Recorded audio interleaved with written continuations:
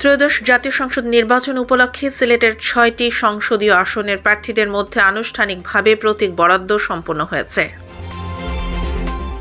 বুধবার ২১ জানুয়ারি সিলেট জেলা প্রশাসক ও রিটার্নিং অফিসারের সম্মেলন কক্ষে প্রতীক বরাদ্দের এই প্রক্রিয়া শেষ হয়।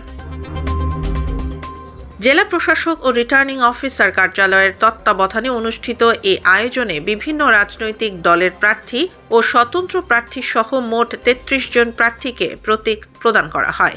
প্রতীক বরাদ্দের মধ্য দিয়ে প্রার্থীদের মধ্যে আনুষ্ঠানিকভাবে নির্বাচনী প্রচারণা শুরু করার পথ উন্মুক্ত হলো।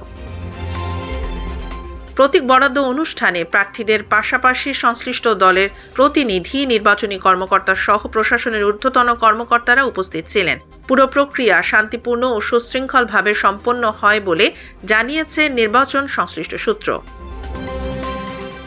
এদিকে প্রতীক হাতে পাওয়ার পরপরই সিলেটের ৬টি আসনে নির্বাচনী মাঠে নামতে শুরু করেছেন প্রার্থীরা। পোস্টার, ব্যানার, লিফলেট ও গণসংযোগের মাধ্যমে ভোটারদের কাছে পৌঁছাতে জোর প্রস্তুতি নিচ্ছেন তারা। আলহামদুলিল্লাহ, আমি আমার আসনের জকিগঞ্জ কানাইঘাটের সবাইকে শুকরিয়া জানাইতেছি। ওনারা যেভাবে আমার আলাপের দাওয়াতে সাড়া দিয়েছেন। আমি আজকে প্রতীক পাইলাম খেজুর গাছ। এই খেজুর গাছে ভোট দিলে এটা ধানের শীষেই জমা হবে, এটা জুটি উপকৃত হবে। আমি সবাইকে আহ্বান জানাইতেছি যে সবাই যেন আমাদের খেজুর গাছে ভোট দিয়ে আগামী দিন এই দেশকে আপনার যোগ্য নেতৃত্বের হাতে যেন তুলিয়া দেন।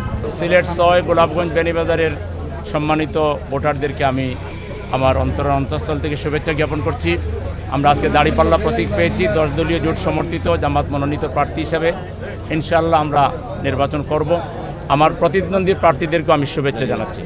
আসুন আমরা হেসে খেলে আনন্দের সহিত নির্বাচন করি, ভোটারদের নিরাপত্তা নিশ্চিত করি, ভোটারদের আশাটাকে আমরা কনফার্ম করি এবং ভোটাররা স্বাধীনভাবে ভোট দিক। কারো উপরে যেন আমরা অবৈধ প্রভাব বিস্তার, কালো টাকার ছড়াছড়ি কিংবা কোনো ভয়ভীতি না করি, যাতে আনন্দের সহিত, যেটা প্রধান উপদেষ্টা বলেছেন যে এইবার ভোট হবে ঈদের উৎসবে। ঈদের দিন তো কেউ কষ্টে থাকে না, আনন্দে থাকে। সেই আনন্দটা যেন কেউ নষ্ট না করে। আমি প্রথমেই মহান রব্বুল আলমিনের কাছে শুকরিয়া আদায় করছি এবং আমি কৃতজ্ঞতা জানাচ্ছি আমাদের প্রয়াত নেত্রী মরহুমা বেগম, দেশনেত্রী বেগম খালেদা জিয়া, যিনি জীবিত থাকা অবস্থায় আমাকে নমিনেশন দিয়েছিলেন এবং চূড়ান্ত হয়েছে আমাদের নেতা দেশনায়ক তারেক রহমানের হাত ধরে। আমি তাদের প্রতি কৃতজ্ঞতা জানাচ্ছি। বিএনপির উচ্চ পর্যায়ের স্থায়ী কমিটির সদস্য সহ সকলকে, সিলেটের সকল নেতৃবৃন্দকে আমি কৃতজ্ঞতা প্রকাশ করছি। আমরা আজকে চূড়ান্ত নমিনেশন এবং আজকে প্রতীক পেলাম। এই পর্যন্ত আমাদের প্রচারণা অত্যন্ত ভালো এবং খুবই ভালো এবং পরিবেশটাও ভালো। আমি আশা করি যে আমরা সব প্রতিদ্বন্দ্বী প্রার্থীরা এত রক্তের বিনিময়ে, এত শহীদের বিনিময়ে একটা নির্বাচন আমরা পেয়েছি।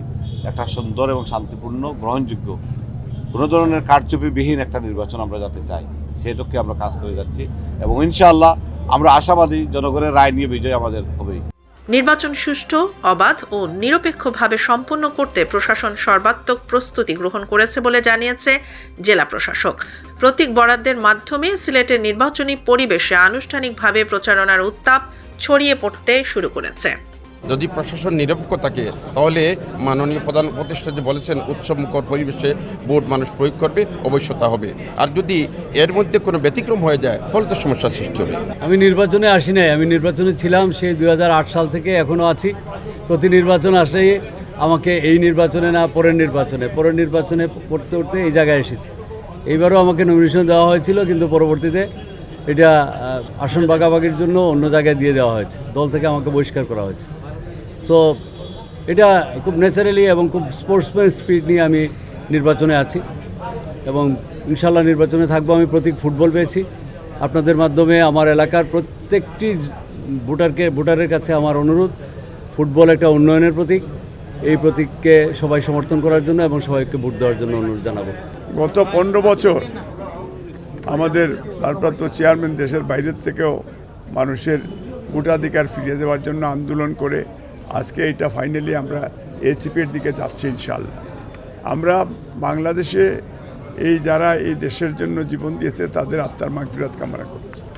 আমরা বিশ্বাস করি যে আজকের এই প্রতীকের মাধ্যমে ফেব্রুয়ারিতে আমরা 12 তারিখে বাংলাদেশের জনগণ ইয়াং ভোটার প্রত্যেকেই তারা ভোট দিয়ে তাদের সেই সাম্য, মানবিক মর্যাদা, সামাজিক ন্যায় বিচার, পুনঃপ্রতিষ্ঠা, গণতন্ত্র, আইনের শাসন পুনঃপ্রতিষ্ঠা তারা করবে। আমি মনে করি যে এটা শুধু চমক নয়, বাংলাদেশের 300 আসনের দৃষ্টি এখন সিলেট 3-এর দিকে ইনশাআল্লাহ। আমি আসলে আচরণবিধির ভিতরে থাকতে চাই, এর বাইরে কোনো সময় যেতে চাই না, যে কারণে আমি আমার আচরণবিধি আগামী কালকে থেকে আমরা শুরু করব। আমরা মনে করি দীর্ঘ 54 বছর পর বাংলাদেশের যেরকম একটা পরিবর্তনের প্রত্যাশা মানুষ করছে, জয়ন্তা গোয়েন্দাঘাট কোম্পানিগঞ্জের মানুষ এই প্রথম স্বাধীনতা উত্তর তাদের স্থানীয় প্রার্থী পেয়েছে। আমরা নির্বাচনে স্থানীয় প্রার্থী দাঁড়াইছি, এতেই মানুষ মহান খুশি। আপনারা 12 তারিখ উপেক্ষা করেন, তখন বুঝবেন মহান রব্বুল আলামিন কার পক্ষে হেভি ওয়েট ফয়সালা দেন।